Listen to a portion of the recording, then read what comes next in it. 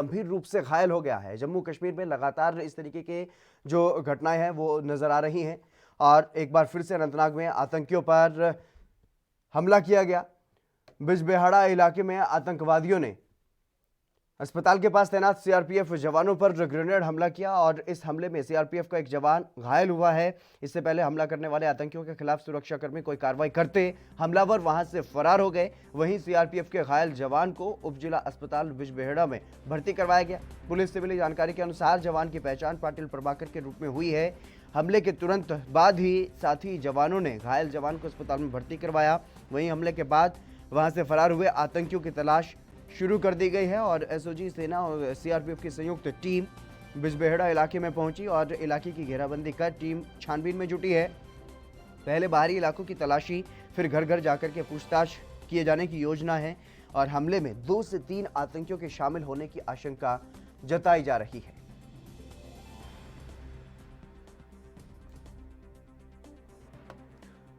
रविंद्र श्रीवास्तव हमारे संवाददाता हमारे साथ जुड़ गए अधिक जानकारी के साथ। रविंद्र, फिलहाल क्या कुछ ताजा जानकारी है इस आतंकी हमले को लेकर के, जिस तरीके से सुरक्षा बलों ने सर्चिंग अभियान चलाया उस बारे में क्या कुछ जानकारी फिलहाल?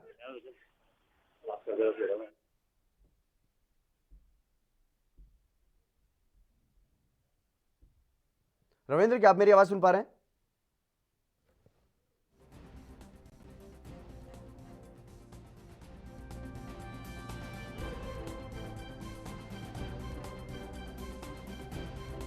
आतंकी हमले में एक जवान गंभीर घायल हुआ है। जवान जो साथ में थे उन्होंने इस घायल जवान को अस्पताल में पहुंचाया और उसके बाद एक अभियान जो है वो शुरू किया गया। रविंद्र श्रीवास्तव एक बार फिर से हमारे साथ जुड़ गए हमारे संवाददाता अधिक जानकारी के साथ। रविंद्र, फिलहाल क्या कुछ जानकारी है, क्या कुछ ताजा अपडेट सुरक्षा बलों की तरफ से? जी देखिए, अभी तक जिस आतंकी ने हमला किया था वो अभी तक सुरक्षा बलों की गिरफ्त से बाहर है, लेकिन पूरे इलाके की छानबीन जो है सुरक्षा बल कर रहे हैं ताकि उस आतंकी को पकड़ा जा सके जिसने सीआरपीएफ के ऊपर हमला किया है।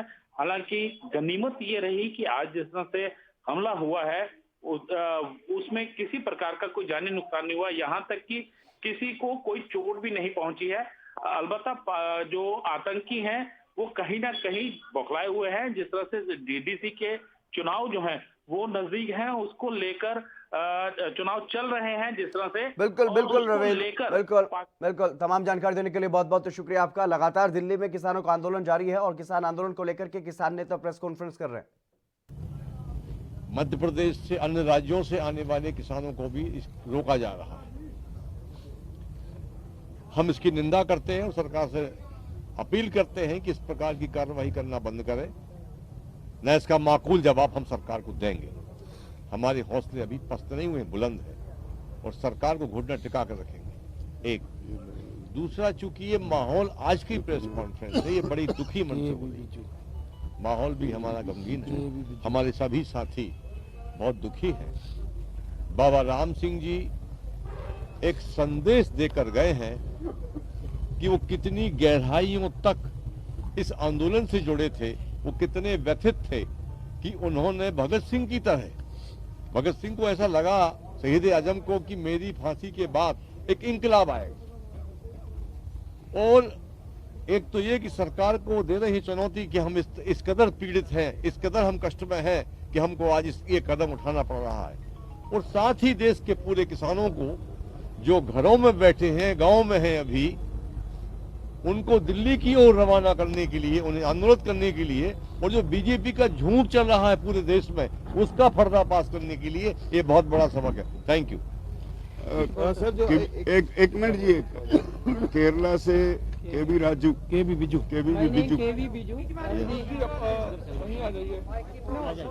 My sound will come everywhere. No problem. मैं उठता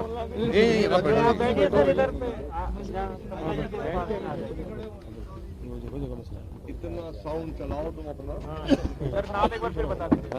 My name KV Biju. I am the national coordinator of Rashtriya Kisan Mahasangh. Today, in our committee, we took a decision about the Supreme Court case. We decided to consult 4 Supreme Court senior advocate. Then we will decide after discussing with the 4 senior counsel. we will take a decision. This is the today's committee's decision. So many media person want to know about our decision. This is our decision. These four advocates are, one is Prashant Bhushan, another is Dushyant Dave, another is H.S. Fulka, another is Advocate Colin Gosalvas. This is the four name. One is Prashant Bhushan, another is Advocate Colin Gosalvas, another is Dushyant Dave, Advocate Colin Gosalvas, Colin Gosalvas, Colin Gosalvas, Gonsalvas. Then Dushyant Dave, Dushyant Dave, Dushyant दबे Dave, HS Fulka. H.S. Fulka. These are the four names. So we will, the committee will consult all these four senior lawyers. Then we will take a decision. I have two specific questions on the judiciary here. The first is you have taken the names of these four counsels related to the latest Supreme Court interim order yesterday for the committee, or for the previous cases also? No. For this current. So it means you will be acknowledging the court's proceedings. No. No. Whether we want to implead or not, Okay. that we will decide by consulting with Okay, them. sir, my राजवल साहब मेरा specific सवाल हैगा supreme court ने ਹੁਣ ਤੱਕ ਜਦ ਤੋਂ ordinance ਪਾਸ ਹੋਇਆ ਉਸ ਤੋਂ ਬਾਅਦ ਪਾਰਲੀਮੈਂਟ ਬਿੱਲ ਦਾ ਐਕਟ ਬਣਿਆ ਬ੍ਰਾਂਚ ਆਫ ਪਟੀਸ਼ਨ ਜਿਵੇਂ ਤੁਹਾਨੂੰ ਪਤਾ ਹੈ ਆਲਰੇਡੀ ਸੁਪਰੀਮ ਕੋਰਟ ਹੈਗੀਆਂ ਉਹਦੇ ਬਾਰੇ ਵੀ ਕਮੇਟੀ ਨੇ ਰਿਵਿਊ ਕੀਤਾ ਜੀ ਬਈ ਪੁਰਾਣੇ ਜੱਜ ਪੁਰਾਣੇ ਜਿਹੜੇ ਕੇਸਿਸ ਆਲਰੇਡੀ ਜਿਹੜੇ ਡਿਸਾਈਡ ਕਰਨਾ ਹੈ ਫਾਰਮ ਲਾਸ ਤੇ ਉਸ ਤੇ ਸੁਪਰੀਮ ਕੋਰਟ ਨੇ ਹਾਲੇ ਤੱਕ ਕੁਝ ਨਹੀਂ ਕੀਤਾ ਉਹਦਾ ਰਿਵਿਊ ਕਰ ਰਹੀ ਹੈ ਕਮੇਟੀ ਨਹੀਂ ਉਹ ਸਾਨੂੰ ਨਹੀਂ ਪਤਾ ਕਿਹਨੇ ਪਟੀਸ਼ਨਾਂ ਕੀਤੀਆਂ ਹੋਈਆਂ are you aware of the previous ਇਹ ਪ੍ਰੋਸੀਡਿੰਗਸ ਇਨ ਦ ਸੁਪਰੀਮ ਕੋਰਟ ਬਹੁਤ ਹੁੰਦੀਆਂ ਰਹਿੰਦੀਆਂ ਨੇ ਹਾਂਜੀ, ਉਹਦੇ ਬਾਰੇ ਕੁਝ ਜਾਣਨਾ ਚਾਹੁੰਦੇ ਹਾਂ। ਅਸੀਂ ਆਪਣੇ ਵਕੀਲਾਂ ਨਾਲ ਕੰਸਲਟ ਕਰਕੇ ਫਿਰ ਫੈਸਲਾ ਲਵਾਂਗੇ ਨਹੀਂ, ਪੁਰਾਣੀ- ਨਹੀਂ ਪੁਰਾਣੀਆਂ ਨਵੀਆਂ ਜਿਹੜੀ ਵੀ ਹੈਗੇ ਅਸੀਂ ordinance is already under question under the scanner of the Supreme Court. Maybe Yes. ਪਰ ਅਸੀਂ ਜਿੰਨੀ ਦੇਰ ਆਪਣੇ ਜਿਹੜੇ ਵਕੀਲ ਨੇ ਉਹਨਾਂ ਨੂੰ ਕੰਸਲਟ ਨਹੀਂ ਕਰਦੇ we won't comment No, We there is are a, not party to that petitions. No. No notice, any information is with us. So without No, with you. no, Or with all of no, you. no, no, You no. are talking on your Because till today, even regarding the yesterday or today proceedings, no notice or anything has not been come for No, us. my question is So we regarding can't the previous comment upon petition. that. My We question can't is regarding the previous petition. No, Both no, of no. them, we are Challenging the we are not ordinance party. form. We are not responding to that. Will We you are not become party responding. to this issue if you receive the नहीं notice? कुछ no, नहीं there is- there is- जब तक वकीलों को consult नहीं कर लेते कुछ भी नहीं एक भी नहीं। एक चीज का जवाब बोलिए ना दीजिए। अपने सुप्रीम आप। कोर्ट में जो फाइंडिंग्स आई हैं उसमें ये है, सुप्रीम कोर्ट ने कहा है कि कमेटी बननी चाहिए और एक कमेटी जो बनेगी वो आप लोग के बीच में नहीं कुछ भी नहीं no comments please no comments order के बारे में कुछ नहीं शेखो साहब नो कमेंट्स प्लीज जब तक हमारे वकील उनसे सलाह करके हम कोई डिसीजन नहीं लेते नो कमेंट राजवाल साहब इसके भी सलाह लेने के बाद राजवाल साहब yes. ये जो चारों लॉयर्स के बारे में मेरी एक बेनती है एक एक करके सवाल कर लो समझ पैंदी है जो सवाल होंगे ਉਹਦੀ भी जवाब भी ਅਸੀਂ तो जिस तरीके से सुप्रीम कोर्ट में अब ये मामला पहुंच चुका है किसान आंदोलन को लेकर के, और सुप्रीम कोर्ट की तरफ से ये कहा गया कि कमेटी बनाई जाए जिससे इस बातचीत से इस पूरे मसले का समाधान निकाला जाए। इसी को लेकर के प्रेस कॉन्फ्रेंस कर रहे थे किसान नेता। फिलहाल वक्त एक छोटे से ब्रेक का, जल्द हाजिर हूं।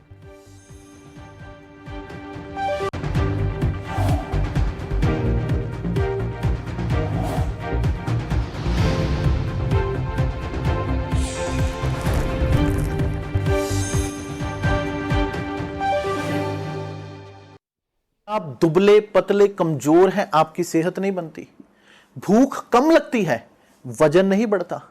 दरअसल मेन बात खाना पीना खाना नहीं है, मेन बात है खाया पिया लगना। और अगर खाया पिया लगेगा ही नहीं तो सेहत बनेगी कैसे? इसलिए हमारी संस्था सन्यासी आयुर्वेदा ने एक ऐसी दवा बनाई है जो कि आपके पाचन तंत्र को, आपके लीवर सिस्टम को ठीक करने का काम करती है, ताकि आप जो भी खाएं उसका पूरे का पूरा निचोड़ आपके शरीर को लगे, आपकी भूख बढ़े, खाया पिया सही से लगे, नया खून बने, हड्डियों में जान आए, वजन बढ़े, ताकत बढ़े, चेहरे पर नूर आए और आप मोटे तगड़े खूबसूरत पर्सनैलिटी के मालिक बन जाएं। यह दवा पूरी तरह से आयुर्वेदिक होती है। इसका शरीर पर कोई भी साइड इफेक्ट, कोई भी नुकसान या दुष्प्रभाव नहीं होता। लड़के लड़कियां दोनों इसका इस्तेमाल कर सकते हैं और पहले 15 दिन के अंदर ही आपको इसका असर महसूस हो जाएगा। सिर्फ 650 रुपए की पूरे 1 महीने की दवा होती है और आप इसे घर बैठे 01145454545 पर फोन करके दवा मंगवा सकते हैं।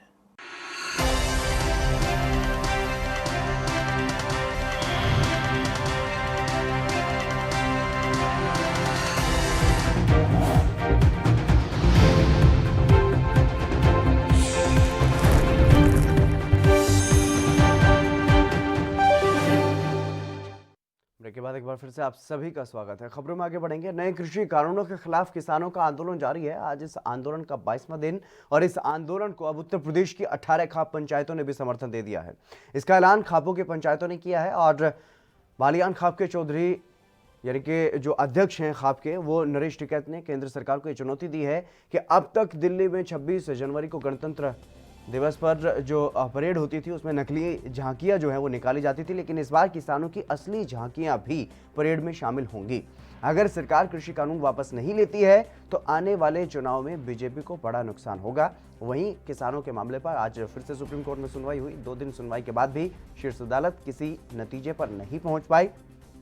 सुप्रीम कोर्ट ने सभी पक्षों को नोटिस जारी करने की बात कही है और वहीं किसानों से ये कहा गया है कि प्रदर्शन से किसी को तकलीफ नहीं होनी चाहिए। सुनवाई के दौरान कोर्ट ने यह कहा है कि किसानों से बात करके ही कोई फैसला सुनाया जाएगा और साथ ही ये भी कहा है कि एक प्रदर्शन तब तक संवैधानिक है जब तक वो किसी भी तरह का कोई जानमाल का नुकसान नहीं करता है और केंद्र और किसानों को बात करनी चाहिए। किसान हिंसा को नहीं उकसा सकते और ना ही शहर को घेर सकते हैं।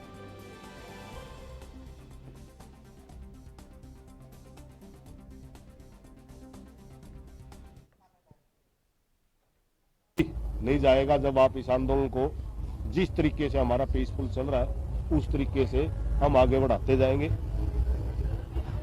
और मैं सरकार से भी एक प्रार्थना करना चाहूंगा, जब से आंदोलन चला हुआ है आप गिनती कीजिए कितने किसानों ने शहादत होगी, कितने कितने बड़े बड़े महापुरुष इसमें चले गए। और ज्यादा नरभक्षी ना बने। हम इस देश के नागरिक हैं, घमंड को छोड़िए। एक महापुरुष ने कहा था, जब जिद्दी अपनों से हो तो हार जाना ही बेहतर होता है। हम इस देश के नागरिक हैं। किसान से बड़ा इस देश का कोई राष्ट्रभक्त नहीं है, किसान से बड़ा कोई देशभक्त नहीं। किसान के 2 बेटे होते हैं, एक सेना में जाता है, खेत में काम करता है। इसलिए हमारी प्रार्थना है, ना तो हमारे आंदोलन को बदनाम करने की कोशिश करें, ना फूट डालने की कोशिश करें। जितना संभव हो सके मोदी जी किसानों की मांग जायज है और आप इनको मानिए। अगर आपने कोई पहले ये जिस किस्म की बातें चली हुई, अगर बिल लाने से पहले बातें चलती बेहतर था। अब तो एक ही रास्ता है, बिलों को रद्द करो, दोबारा डायलॉग उसके बाद इस किसान नेताओं से करो। अगर आपने कोई और बात करनी है तो MSP का कानून लाओ। यही हमारी आज का काम। धन्यवाद। सर, ये जो चारों लॉयर्स हैं, इनको आप लोग ने अभी रिसेंटली अपॉइंट किया है या? राजीव तिवारी हमारे संवाददाता इस खबर पर जानकारी के साथ हमारे साथ जुड़ चुके हैं दिल्ली से। राजीव, फिलहाल क्या कुछ जानकारी है, क्योंकि लगातार जिस तरीके से किसान डटे हुए आंदोलन का लेकर के उनका रुख जो है वो साफ है कि मोदी सरकार अब नरभक्षी बनती हुई जा रही है, क्योंकि इस किसान आंदोलन के जब से किसान आंदोलन चला है तब से कई लोगों की शहादत हो चुकी है, ऐसा किसान नेताओं ने कहा है। यानी कि कई लोग किसान आंदोलन के चलते अब तक मारे जा चुके हैं किसान आंदोलन की वजह से, लेकिन उसके बावजूद भी सरकार का जो दिल है वो पसीजता हुआ दिखाई नहीं दे रहा है। देखिए, एक चीज तो स्पष्ट है, जिस तरीके से सरकार ने जो कृषि कानून लेके आई है और कहीं ना कहीं उस कानून को वापस नहीं ले रही है, क्योंकि उनको भी पता है कि अगर वो कानून वापस लिया जाता है तो कहीं ना कहीं उनको दिक्कतें जरूर होगी। मगर बात करें जिस तरीके से कृषि कानून को लेकर जो किसान है वो कहीं ना कहीं अब संघर्ष करते हुए नजर आ रहे हैं, क्योंकि अभी तक जो 22 दिन हो चुके हैं, 22 दिन के अंदर लगभग 20 किसानों की जान जा चुकी है। मगर सरकार है जी से मच नहीं हो रही है। आज ये कहीं ना कहीं जो नकली परेड निकाली जाती है उसके अंदर हम असली परेड, किसानों की असली परेड शामिल होगी और कहीं ना कहीं सरकार को यही मैसेज देने की कोशिश कर रहे हैं वो बार बार कि सरकार कहीं ना कहीं आने वाले दिन के अंदर कहीं ना कहीं किसानों का गुस्सा झेलना पड़ सकता है और शायद हार का मुंह भी देखना पड़ सकता है। मगर जिस तरीके से बात करें अभी भी किसान नाराज हैं और किसान सरकार कह सकते हैं सुप्रीम कोर्ट में भी अपना रुख कर रहे हैं और सुप्रीम कोर्ट से भी यही कहीं ना कहीं सरकार के ऊपर प्रेशर बनाने की कोशिश कर रहे हैं कि सरकार जो तीनों कानून लेके आई है उसको वापिस ले। मगर इसीलिए आज विधानसभा के अंदर भी अरविंद केजरीवाल ने जो तीनों ही कॉपियों की बिल कॉपियां फाड़ी हैं वो कहीं ना कहीं एक सरकार की तरफ इशारा करता है कि सरकार कहीं ना कहीं हिटलर शाही रुख अपनाए हुए है अभी तक। जी, लेकिन जिस तरीके से इस पूरे मामले पर आज सुप्रीम कोर्ट में जो सुनवाई हुई है, सुप्रीम कोर्ट में क्या कुछ हुआ है, कौन कौन से पक्ष ने क्या कुछ अपनी बातें रखी हैं? देखिए बिल्कुल राजेश, जिस तरीके से बात करें सुप्रीम कोर्ट के अंदर तो सुप्रीम कोर्ट के अंदर जरूर किसानों के कुछ संगठन पहुंचे थे मगर सारे ही संगठन नहीं पहुंच पाए थे। मगर सरकार जी बिल्कुल राजीव, मैं फिर से आपके पास आना चाहूंगा, लेकिन दिल्ली विधानसभा में जो हुआ है उसकी वो तस्वीरें आपको दिखाते हैं किस तरीके से वहां पर कॉपियों को फाड़ा गया है। ये सीधी तस्वीरें आप देख सकते हैं दिल्ली विधानसभा की जो तस्वीरें, इस तरीके से अपना विरोध जो है वो जताया गया है। दिल्ली में आम आदमी पार्टी के विधायकों ने विधानसभा के सत्र में इस तरीके से कृषि कानूनों का विरोध जताया है। कृषि कानूनों की जो कॉपियां हैं उनको फाड़ करके अपना विरोध जो है वो जताया गया है। आम आदमी पार्टी की तरफ से विधानसभा का सत्र, विशेष सत्र जो है वो बुला करके, और इस सत्र में एक प्रस्ताव भी पास किया गया है, एक संकल्प, कृषि कानूनों को रद्द करवाने के लिए संकल्प प्रस्ताव यहां पर पेश किया गया। मैं माननीय सदस्यों से प्रार्थना कर रहा हूं अपनी अपनी कुर्सी पर जाए। बिल पर चर्चा हो चुकी है, अपनी अपनी कुर्सियों पर जाए। माननीय सदस्यगण,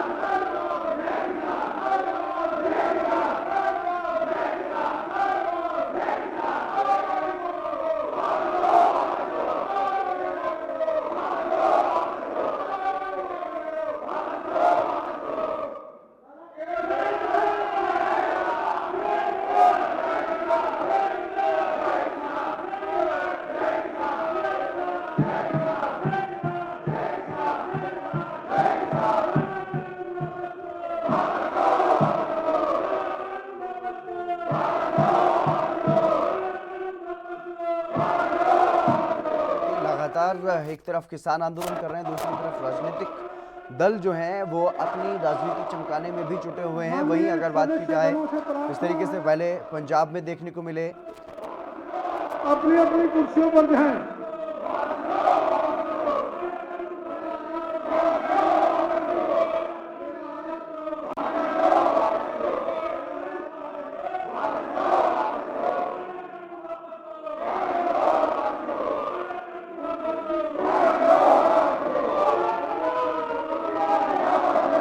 माननीय सदस्यगण अपनी अपनी कुर्सियों पर बैठे। माननीय सदस्यगणों से प्रार्थना है अपनी अपनी कुर्सियों पर बैठे।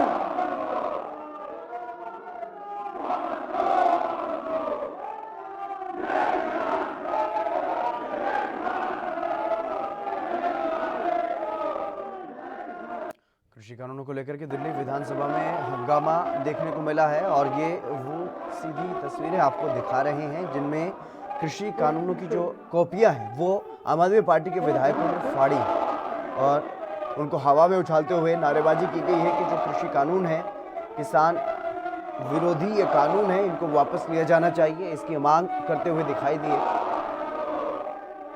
दिल्ली विधानसभा का विशेष सत्र बुलाया गया था और उसमें कृपया अपने अपने इस तरीके से अपनी नाराजगी जो है वो जाहिर की गई। बैठे अपना अपना स्थान लें। माननीय सदस्यगण, माननीय सदस्यगण,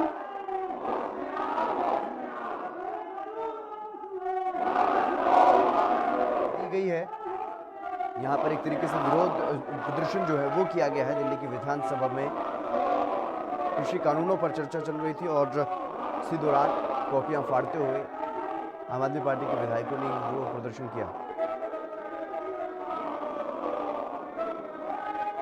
कृषि कानून की कॉपी फाड़ी गई है दिल्ली की विधानसभा में। और इसके अलावा अगर बात की जाए किसानों की, तो किसान साफ तौर पर ये कहते हुए नजर आ रहे हैं कि वो अब 4 वकील जो हैं, 4 वकीलों की एक टीम बनाई गई है, उनसे सलाह मशविरा करके आगे का फैसला लेंगे, क्योंकि अब ये मामला सुप्रीम कोर्ट में भी पहुंच चुका है। मैं सभी माननीय सदस्यों से प्रार्थना कर रहा हूँ, नगर निगम पर चर्चा हो रही है, अपने अपने स्थान पर बैठे माननीय सदस्यगण।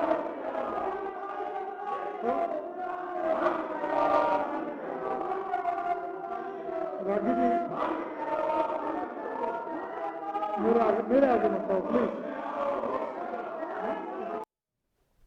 तो लगातार जिस तरीके से किसान आंदोलन जारी है, उसको लेकर के राजनीतिक दल भी अपनी अपनी राजनीति चमकाने में जुटे हुए हैं। पहले पंजाब में जिस तरीके से देखने को मिला, पंजाब सरकार की तरफ से, कांग्रेस की तरफ से अलग अलग तरीके से विरोध प्रदर्शन किए गए। अब दिल्ली में भी इसी तरीके का कुछ देखने को मिल रहा है। दिल्ली में सरकार आम आदमी पार्टी की पहले सामूहिक उपवास रखा गया और अब विशेष सत्र बुलाया गया विधानसभा में और कॉपियां फाड़ करके विरोध जताया गया और केंद्र सरकार को नसीहत दी गई है कि जो किसानों के खिलाफ ये कानून बनाए गए हैं, इनको वापस लिया जाना चाहिए। फिलहाल रुकेंगे एक छोटे से ब्रेक के लिए, जल्द हाजिर होंगे।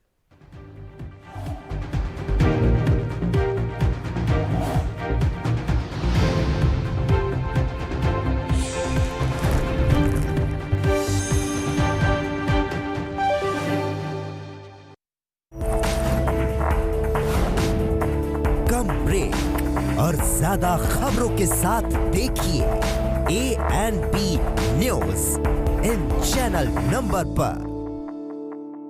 क्या आप दुबले पतले कमजोर हैं, आपकी सेहत नहीं बनती, भूख कम लगती है, वजन नहीं बढ़ता? दरअसल मेन बात खाना पीना खाना नहीं है, मेन बात है खाया पिया लगना। और अगर खाया पिया लगेगा ही नहीं तो सेहत बनेगी कैसे? इसलिए हमारी संस्था सन्यासी आयुर्वेदा ने एक ऐसी दवा बनाई है जो कि आपके पाचन तंत्र को, आपके लीवर सिस्टम को ठीक करने का काम करती है, ताकि आप जो भी खाएं उसका पूरे का पूरा निचोड़ आपके शरीर को लगे, आपकी भूख बढ़े, खाया पिया सही से लगे, नया खून बने, हड्डियों में जान आए, वजन बढ़े, ताकत बढ़े, चेहरे पर नूर आए और आप मोटे तगड़े खूबसूरत पर्सनैलिटी के मालिक बन जाएं। यह दवा पूरी तरह से आयुर्वेदिक होती है। इसका शरीर पर कोई भी साइड इफेक्ट, कोई भी नुकसान या दुष्प्रभाव नहीं होता। लड़के लड़कियां दोनों इसका इस्तेमाल कर सकते हैं और पहले 15 दिन के अंदर ही आपको इसका असर महसूस हो जाएगा।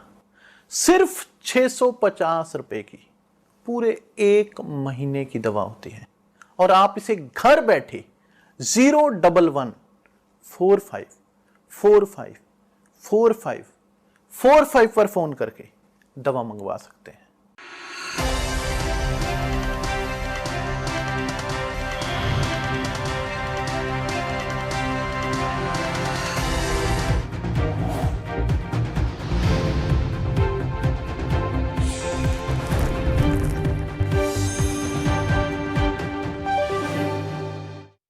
ब्रेक के बाद एक बार फिर से आप सभी का स्वागत है। दिल्ली में किसान आंदोलन में शामिल होने के लिए यूपी के बुलंदशहर से कुछ किसान आ रहे थे, लेकिन किसानों को खुर्जा पुलिस और प्रशासन ने वहां पर रोक लिया। पुलिस प्रशासन ने किसानों पर कार्रवाई करते हुए उन्हें पुलिस लाइन भिजवाया है और पुलिस अधिकारियों ने यह बताया है कि करीब 30 से 35 किसानों को हिरासत में लिया गया है। किसानों ने यह कहा या तो जेल जाएंगे या फिर दिल्ली बॉर्डर।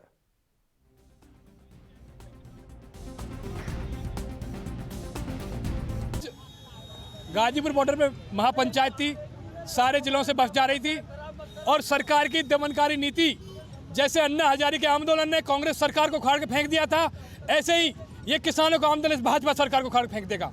सरकार और पुलिस प्रशासन हमारी आवाज को दबाने की कोशिश कर रहा है, हमें जाने से रोक रहा है। ये सैकड़ों लाखों किसानों की आवाजें रुकेगी नहीं और जाएंगे हम और किसी पर नहीं रुकेंगे। अब पुलिस से क्या बात हुई है? पुलिस से वार्ता है, पुलिस कह रही है आप जाए नहीं, हम जाएंगे। अभी जिला मुख्यालय पे सारे लोग इकट्ठे हो रहे हैं, उसके बाद रणनीति ली। क्रम में क्षेत्र के कुछ किसान जो स्थानीय किसान यूनियन के पदाधिकारी हैं, अरब सिंह और कल्याण सिंह, इनके नेतृत्व में इनका दिल्ली यूपी बॉर्डर जाने का कार्यक्रम था, लेकिन इनको पुलिस द्वारा रोका गया, समझाया गया कि आपके इस प्रकार वहाँ जाने से अव्यवस्था हो सकती है और इसी क्रम में इनको पुलिस द्वारा पुलिस लाइन भेज दिया गया है, वहाँ जाने से रोक दिया गया है। पुलिस लाइन मतलब हिरासत में लिया गया? हाँ, अभी अस्थायी रूप से पुलिस साथ में लेकर इनको पुलिस लाइन भेज दिया गया है। करीब कितने किसान होंगे सर? लगभग 30 से। त्रिलोक चंद्र हमारे संवाददाता बुलंदशहर से हमारे साथ जुड़ गए हैं। त्रिलोक, क्या कुछ जानकारी है, इन किसानों को क्या अभी छोड़ दिया गया है? जी जितेंद्र, मैं आपको बताना चाहूंगा कि बुलंदशहर से किसान जो आपके यूपी बॉर्डर पर आज महापंचायत होने वाली थी, उस महापंचायत में किसान जाने वाले थे, लेकिन इनको जाने से पहले ही खुर्जा के बॉर्डर पर इन्हें रोक दिया गया और उन्हें वहां रेस्टिंग की गई इनकी, और इनको बुलंदशहर की पुलिस लाइन में रखा गया है। लेकिन अभी किसानों को हिरासत में रखा गया है, लेकिन अभी तक किसानों को छोड़ा नहीं गया है। जी, क्या कुछ वजह बताई गई है पुलिस प्रशासन की तरफ से? पुलिस प्रशासन का सिर्फ यही है कि उनको अगर किसानों की संख्या की बात करें तो सैकड़ों की संख्या में किसान थे जिनको बॉर्डर पर जाना था, और उन्हें वहां जाने से सिर्फ इनको वजह कोई बताई नहीं गई है, सिर्फ रोका जाना है कि इनको बुलंदशहर की सीमा से बाहर नहीं जाने दिया गया है। जी, तमाम जानकारी देने के लिए त्रिलोक चंद्र जी आपका बहुत बहुत शुक्रिया। तो लगातार जिस तरीके से किसान आंदोलन कर रहे हैं, दिल्ली की सीमा पर किसान अलग अलग हिस्सों से पहुंच रहे हैं, ऐसे ही बुलंदशहर से भी किसान आ रहे थे, 30 से 35 किसान, लेकिन उनको वहीं पर रोक लिया गया है, हिरासत में ले लिया गया है। चलिए बढ़ेंगे अगली खबर की तरफ। जिस तरह कश्मीर में अलगाववादी संगठनों पर कार्रवाई की जा रही है, उसी तरह जो खालिस्तानी संगठन है, अब उन पर भी कार्रवाई करने की तैयारी सरकार ने कर ली है।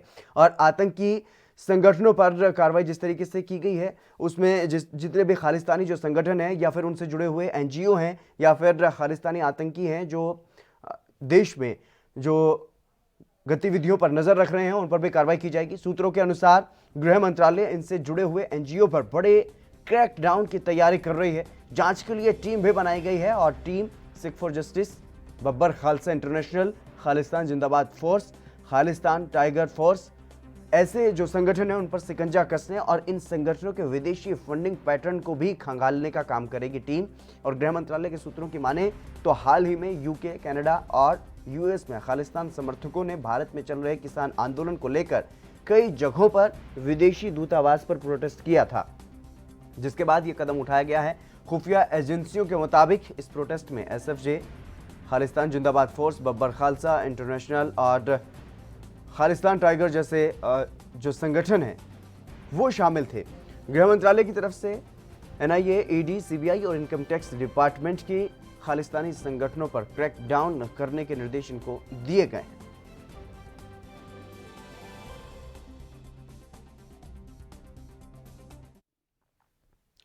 वहीं हरियाणा में नगर निगम चुनाव को लेकर के तैयारियां जोरों शोरों से चल रही हैं। तारीखों के ऐलान के साथ ही सभी दलों ने अपनी कमर कस ली है। सभी दलों की तरफ से लगातार चुनाव पर प्रचार किया जा रहा है और वार पलटवार भी किया जा रहा है। इस बीच हरियाणा कांग्रेस की अध्यक्ष कुमारी शैलजा ने बीजेपी पर जमकर निशाना साधा। पंचकुला में कुमारी शैलजा ने यह कहा है कि बीजेपी का काम है कि विकास को भूल जाओ, दूसरे मुद्दों पर लोगों को भटकाओ। कुमारी शैलजा ने बीजेपी पर झूठ बोलने का आरोप भी लगाया।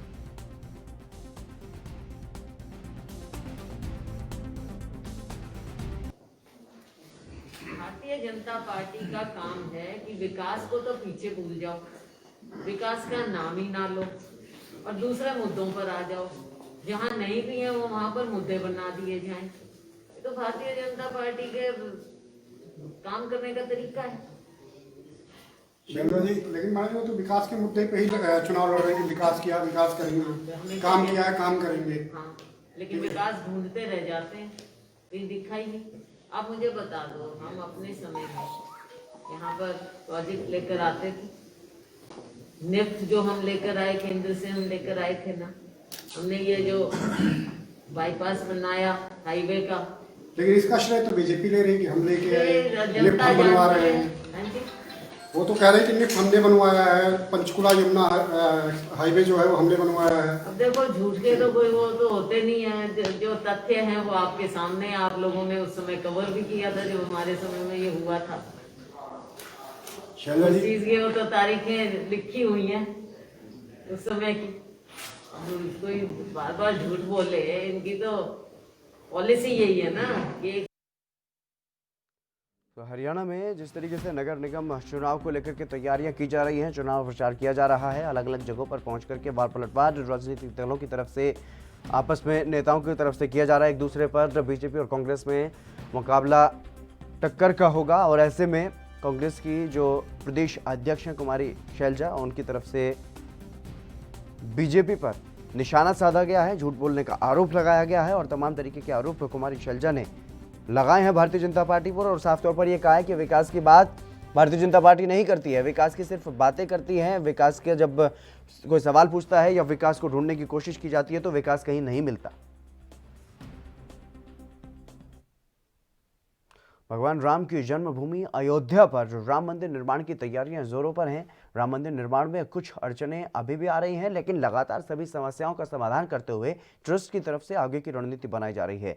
अब चंदा जुटाने के लिए भी ट्रस्ट ने तैयारी कर ली है और जानकारी के मुताबिक राम मंदिर निर्माण के लिए 15 जनवरी से चंदा जुटाया जाएगा। इसमें विदेशी धन का उपयोग नहीं किया जाएगा, ये खास बात है इस बार, और ये पूरी तरह से आम लोगों के योगदान से ही बनेगा। यहाँ तक कि राम जन्मभूमि क्षेत्र ट्रस्ट ने कंपनियों के कॉरपोरेट सामाजिक दायित्व फंड का भी इस्तेमाल मंदिर निर्माण के लिए नहीं करने का निर्णय लिया है। इसमें आम लोग कूपन से चंदा दे सकेंगे। इसमें 10 रुपए से 4 करोड़ के कूपन होंगे और 100 रुपए के 8 करोड़ कूपन होंगे और 1000 रुपए के 12 लाख कूपन होंगे।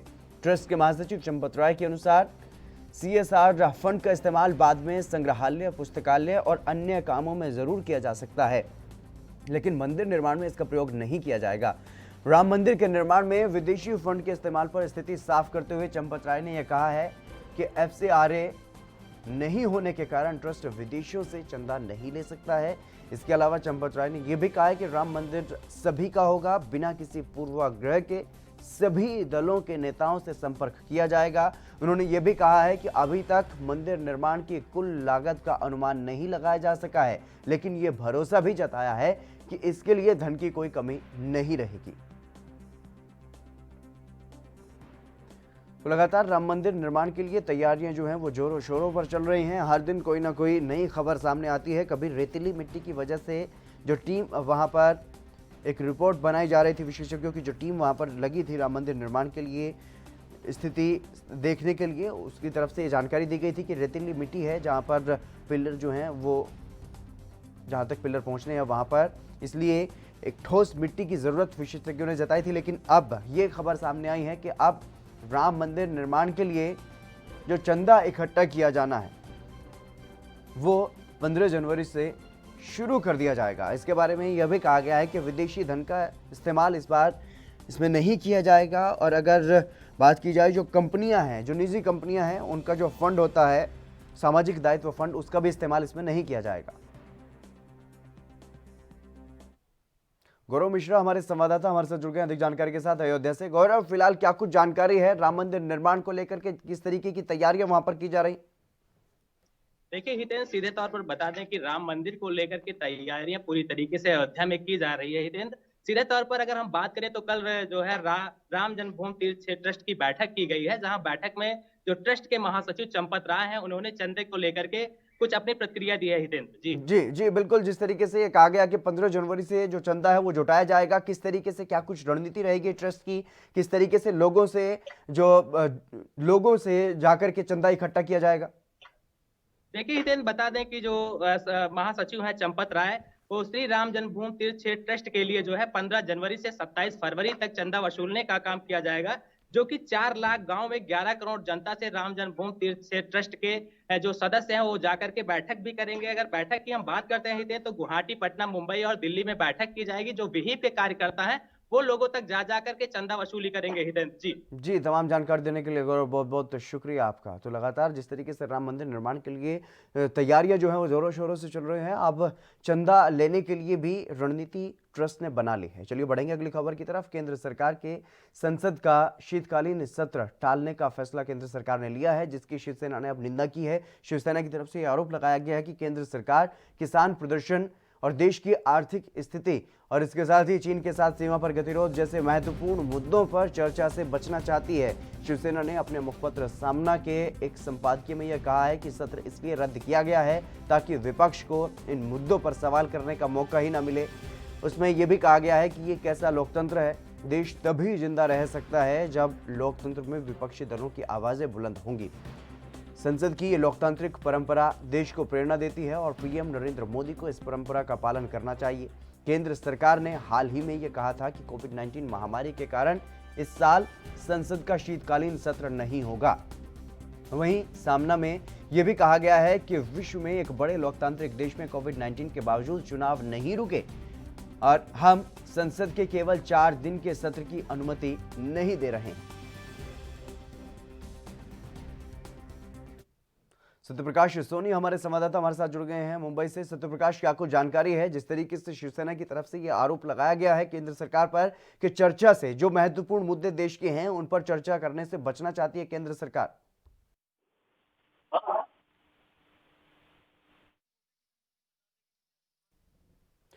सत्यप्रकाश, क्या आप मेरी आवाज सुन पा रहे हैं? तो लगातार जिस तरीके से कोविड महामारी की अगर बात की जाए, कोविड महामारी के नाम पर किसान आंदोलन को भी, किसानों से भी अपील की जा रही है कि कोविड की वजह से आप आंदोलन को छोड़ दीजिए, आंदोलन का रास्ता छोड़ दीजिए, अपने अपने घरों को लौटिए और अब संसद का जो शीतकालीन सत्र होना था उसको भी टालने की बात कही गई है केंद्र सरकार की तरफ से। लेकिन अगर बात चुनाव की जाए तो चुनाव हर जगह हो रहे हैं, चुनाव प्रचार भी बड़े जोरों शोरों से सभी राजनीतिक पार्टियां कर रही हैं। वो बीजेपी भी है जो हैदराबाद में जाकर के भी रैलियां की गई हैं, बिहार में भी की गई हैं और इसके अलावा पश्चिम बंगाल में भी की जा रही हैं। अलग अलग राज्यों में जहां जो चुनाव के दिन नज़दीक आते जा रहे हैं वहां पर रैलियां की जा रही हैं, किसान सम्मेलन भी किए जा रहे हैं। लेकिन किसान आंदोलन को रोकने का काम किया जा रहा है। किसान आंदोलन को रोकने के लिए ये हवाला दिया जा रहा है कि कोविड महामारी का प्रकोप लगातार बढ़ रहा है। इसके अलावा संसद का जो शीतकालीन सत्र होना था उसे भी इसी वजह से टाला गया।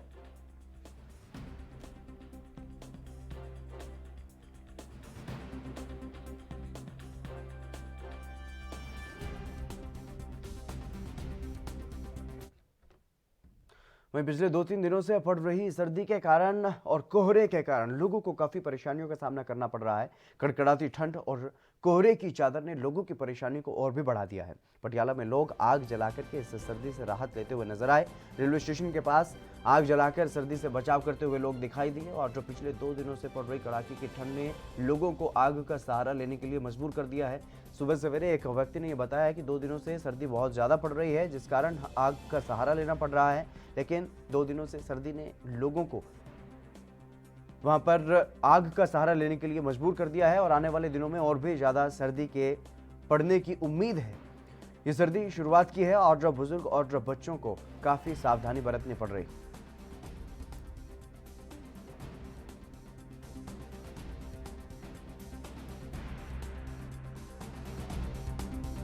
ठंड तो ही वैसे ऐतकी तो 2 दिनों तो पई है, नहीं ऐतकी ठंड तो राहत मिली है। ਤੇ ਹੁਣ ਸੇਕ ਰਹੇ ਹੋ, ਅੱਗ ਬਾਲ ਕੇ ਸੇਕ ਰਹੇ ਹੋ, बहुत ਕੀ ਰਾਹਤ राहत ਮਿਲ ਰਹੀ ਹੈ? बहुत राहत मिल रही है सर। ਕੰਮ ਕੀ ਕਰਦੇ ਹੋ? ਕੰਮ ਆਟੋ ਚਲਾਉਂਦੇ ਆਟੋ ਵਿੱਚ ਕਿੰਨੀ ਮੁਸ਼ਕਿਲਾਂ ਦਾ ਸਾਹਮਣਾ ਕਰਨਾ ਪੈ ਰਿਹਾ ਤੁਹਾਨੂੰ? ਬਹੁਤ ਮੁਸ਼ਕਲ ਦਾ ਜੀ, ਗਰੀਬ ਬੰਦੇ ਨੂੰ ਤਾਂ ਜੀ ਬਹੁਤ ਮੁਸ਼ਕਲ ਹੋ ਜਾਂਦੀ ਹੈ ਇਹ ਚੀਜ਼ ਦੀ। ਧੁੰਦ ਵੀ ਪੈ ਰਹੀ ਹੈ। ਧੁੰਦ ਵੀ ਪੈ ਰਹੀ ਹੈ ਜੀ, ਵੈਸੇ ਕਰਕੇ ਖਾਣਾ ਗਰੀਬ ਬੰਦੇ ਵਾਸਤੇ बहुत वो बढ़ती हुई दिखाई दे रही है और कड़ाके की ठंड का ये असर है। जो लोग फुटपाथ पर रहने वाले हैं उनके लिए काफ़ी मुसीबत जो है वो बढ़ गई है और आग जला करके अलाव का सहारा लेना पड़ रहा है लोगों को।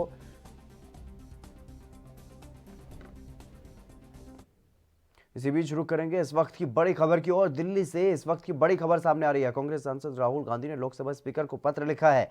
रक्षा संसदीय समिति बैठक विवाद को लेकर के ये पत्र लिखा गया है। बैठक में बोलने का मौका ना देने को लेकर के चिट्ठी लिखी है। राहुल गांधी ने कहा है कि सदस्यों को मुद्दे उठाने का अधिकार है। कांग्रेस सांसद राहुल गांधी ने लोकसभा स्पीकर को यह पत्र लिखा है और इसमें यह आरोप लगाया गया है कि आवाज नहीं उठाने दी गई। रक्षा संसदीय समिति की बैठक में बोलने का मौका नहीं दिया गया, यह आरोप लगाया राहुल गांधी ने और सदस्यों को मुद्दे उठाने का अधिकार है, ऐसा भी चिट्ठी में लिखा गया है। कल रक्षा बैठक में बोलने का मौका न देने को लेकर के चिट्ठी लिखी है राहुल गांधी ने। कांग्रेस सांसद राहुल गांधी ने लोकसभा स्पीकर को यह पत्र लिखा है। चलिए फिलहाल इस कार्यक्रम में बस इतना ही। आप देखते रहिए ANB न्यूज़।